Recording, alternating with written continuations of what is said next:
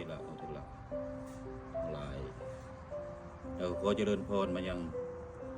บรรดาออกตนญาติโยมทุกคนอยู่เมือง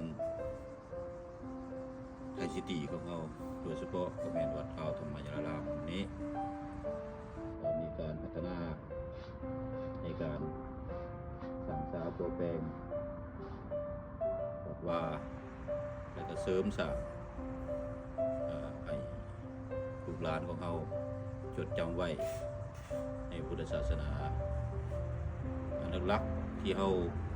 เห็นกันอยู่ในปัจจุบันนี้ก็คือแม่นญานาค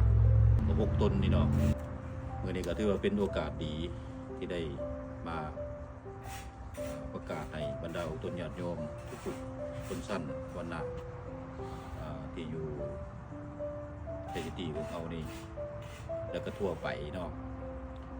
แล้วก็มื้อนี้ที่ว่าเฮาได้มาร่วมจิตร่วมใจกันสร้างน้ำกฐบุญ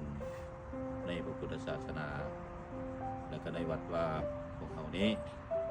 เป็นจุดเริ่มต้นการร่วมแห้งร่วมใจคนหนึ่งคนเดียวอันที่สองก็คือแม่นเฮาได้มีการพัฒนาหรือว่ามีการสร้างสากำแพงวัดแล้วก็บรรดาต้นญาติโยมก็มีหลายภาคส่วนที่ได้มาร่วมอุปโภคนำพวกเฮาทั้งหลายที่วัดเฮาได้พากันนำพากันสร้างสา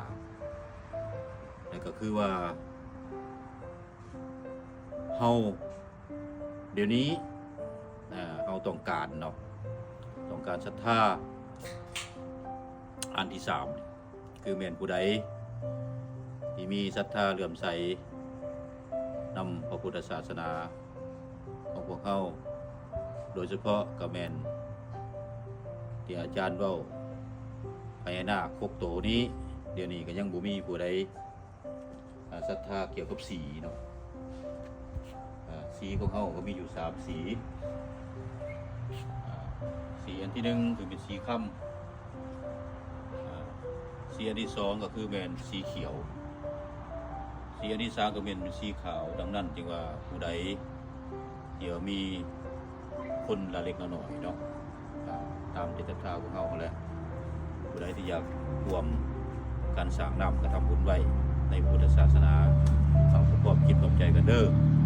ดังมื้อนี้ก็ถือว่าเป็นนิมิตหมายอันหนึ่งที่อาตมาก็ขออวยพรใส่ให้บรรดาพ่อพ่อแม่และก็บรรดาต้นญาติโยมทุกชนชั้นวรรณะก็ขอจงรับพร4 ประการก็คือแม่นอายุวรรณะสุขขังพลังขอเจริญพร